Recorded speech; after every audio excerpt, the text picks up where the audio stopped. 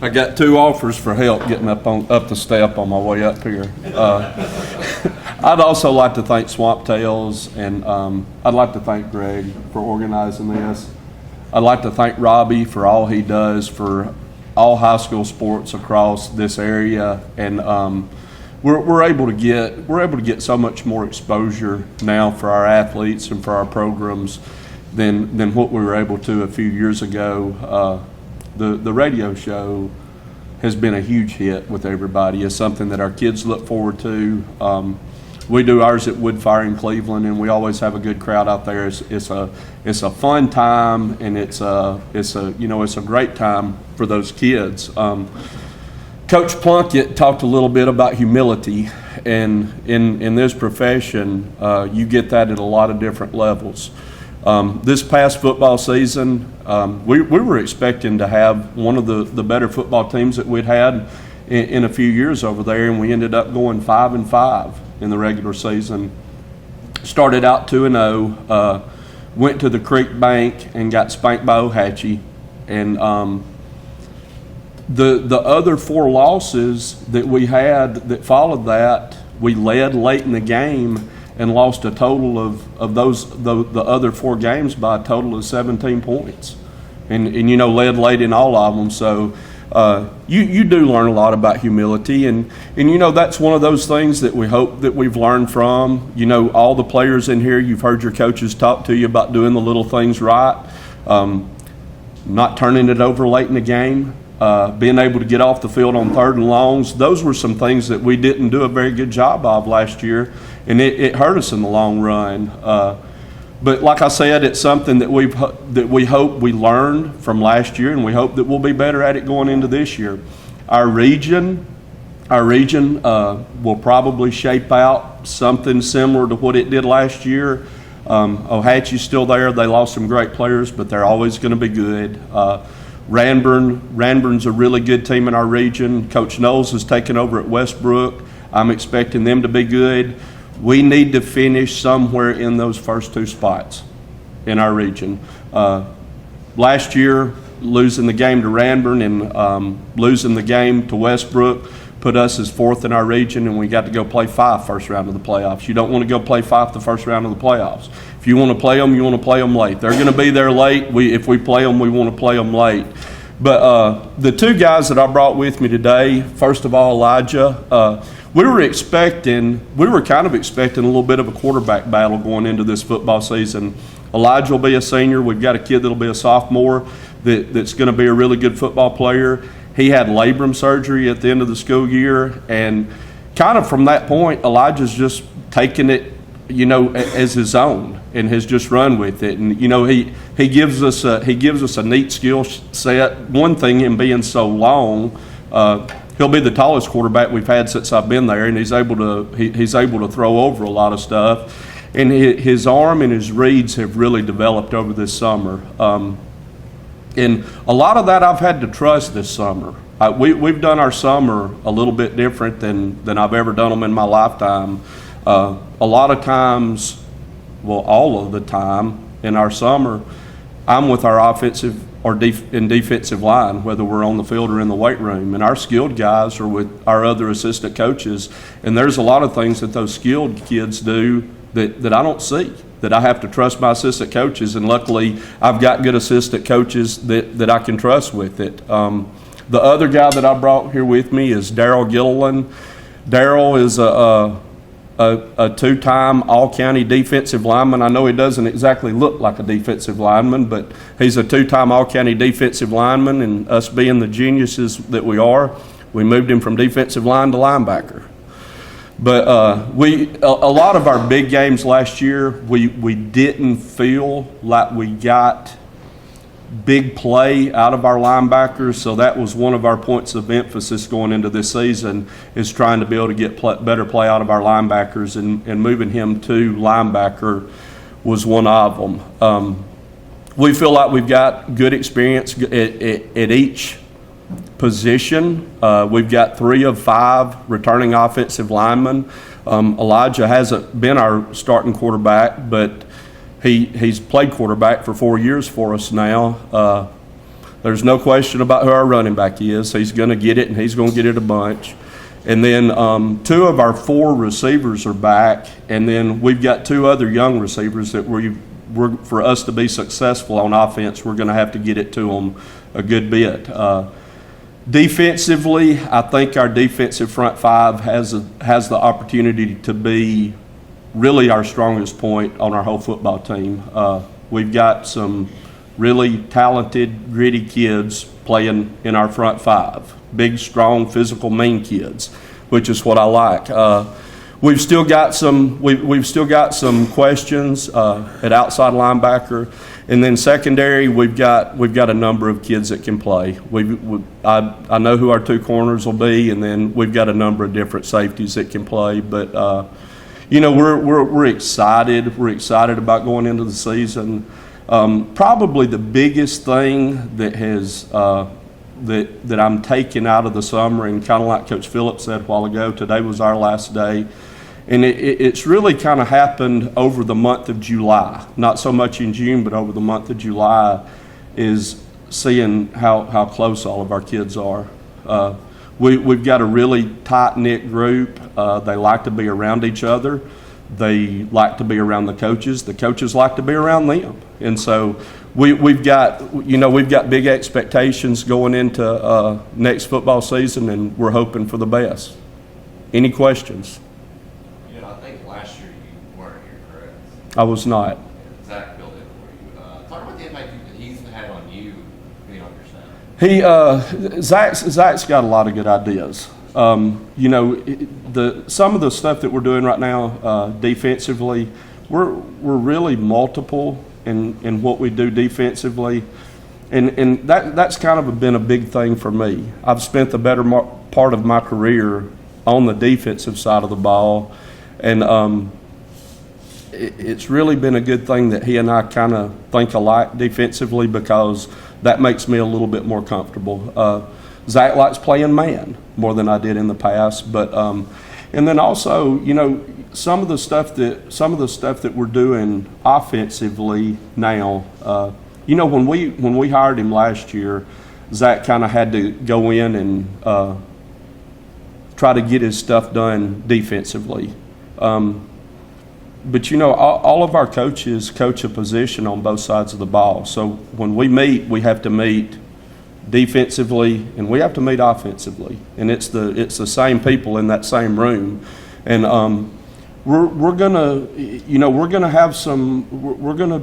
be a little bit different offensively this year too. We'll be a little bit more multiple than what we've been in the past. In the past we've kind of been a 2x2 or a trips team, and run zone 50% of the game, and we'll be a little bit more multiple than that this year. But the idea of the summer, he and I had talked about it, kind of the pros and cons of doing summer the way that we're doing right now, and it was really going to be kind of a trial thing to see how it went this summer, and it's been great for us. The kids come in early, but we have them out of there early. We go 4 days a week, and we're there for usually an hour and a half, an hour and 45 minutes, on those 4 days. But usually by, 8 o'clock in the morning, the kids are gone. They can work, they can go do whatever. So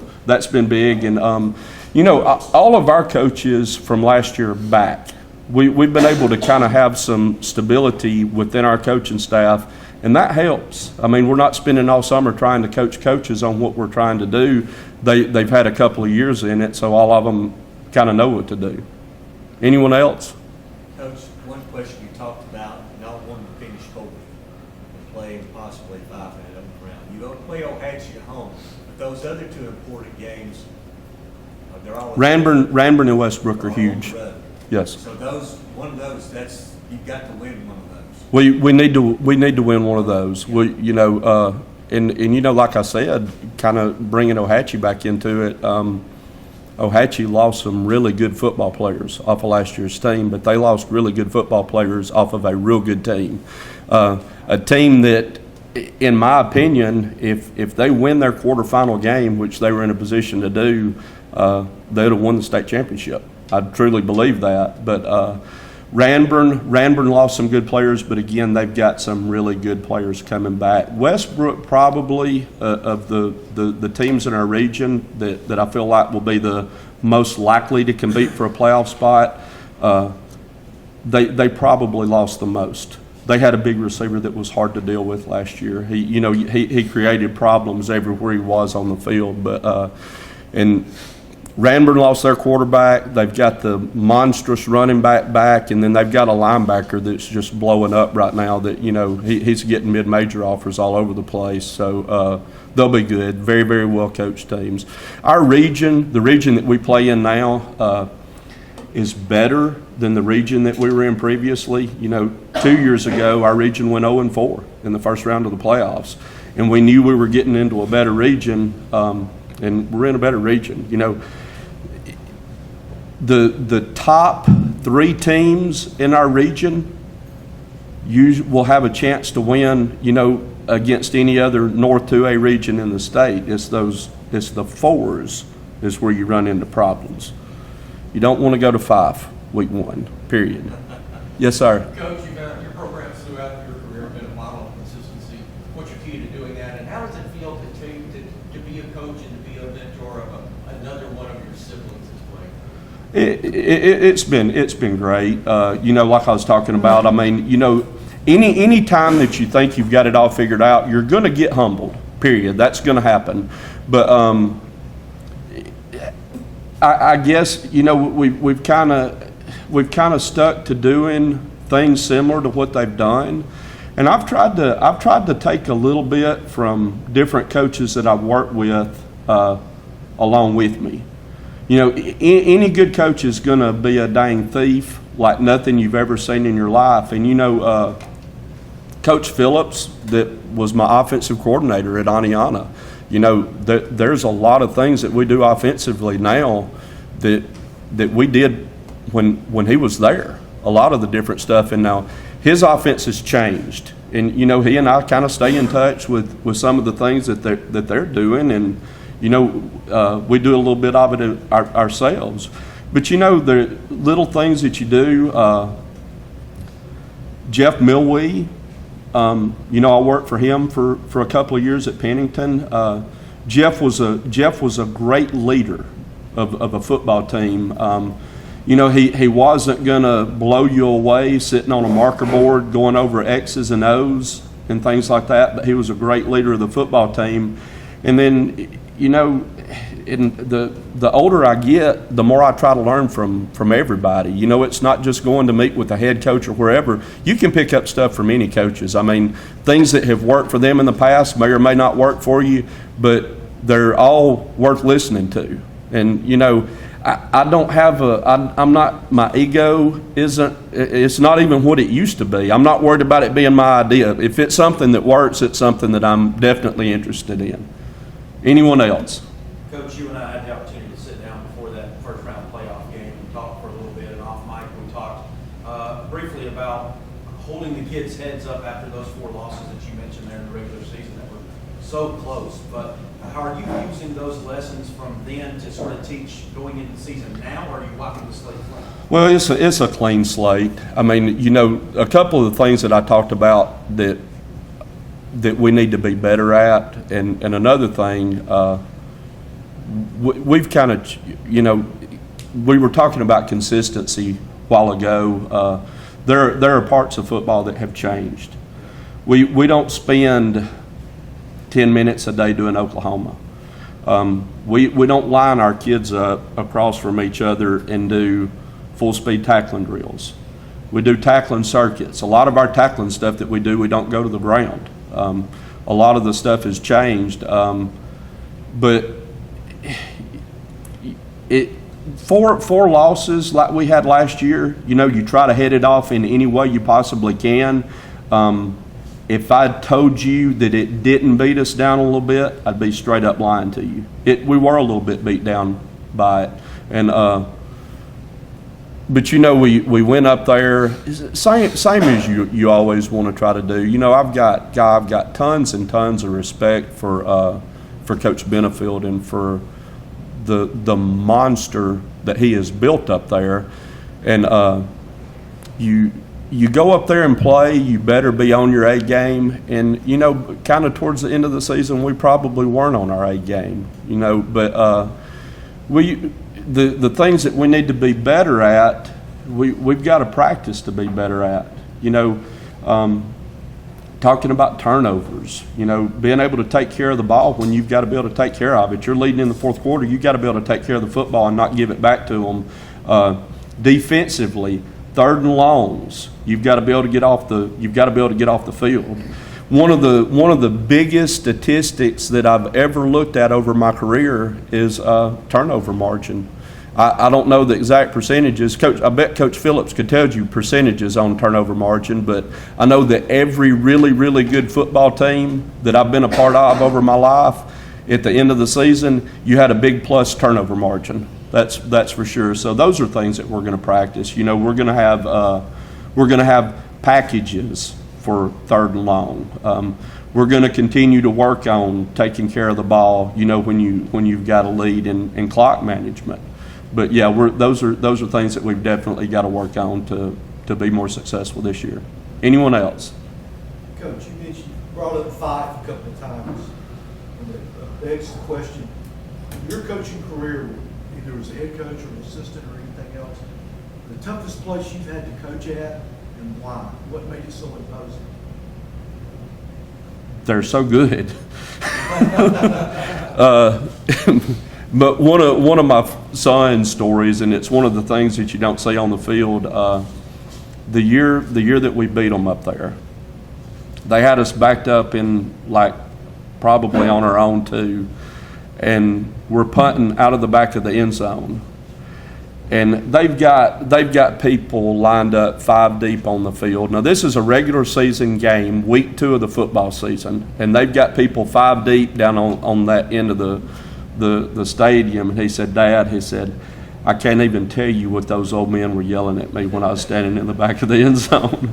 But you know, they're always real friendly to you when you go up there, and it's probably the hardest place that I've had to play that I can think of. But you know, over the course, I've made some interesting trips. You know, mid 2000s, you go to T.R. Miller and play. T.R. Miller was a tough place to go play. Great atmosphere, tough place to play. Pike County, same, you know, 2004, we go down there and play. But there have been a lot of tough environments to go play in. But probably, you know, that the Fife environment is kind of at a little bit different level. I talked to Coach Smith from Piedmont the year that we moved into their region, and it was one day we were out of school for snow, and Coach Smith had called me, and he said, Coach, he said, there's a couple of things that you need to know about them before you go play them. And I said, shoot, I want to know. And he said, well, he said, number one, they're going to be stronger than you. Don't let that hurt your feelings. He said, they're going to be stronger than you. He said, number two, they're going to be better coached than you. He said, don't let that hurt your feelings either, but they are. And the first year we played them, I found out he was right on both of them. But yeah, you know, they're a team that you want to play, but you just want to play them later in the playoffs. You know, if you go as far as you want to go, you're going to have to face them at some point. But, you know, like I was talking about earlier, we've got other teams to worry about before we have to worry about that. You know, we've got to be thinking about teams like Ohatchee and Ranburne and Westbrook and take care of business in those and you know, get back to hosting a home playoff game. We haven't hosted a playoff game in 2 years. It'd be nice to play at least one of those weeks at home. Anyone else? Thank you very much.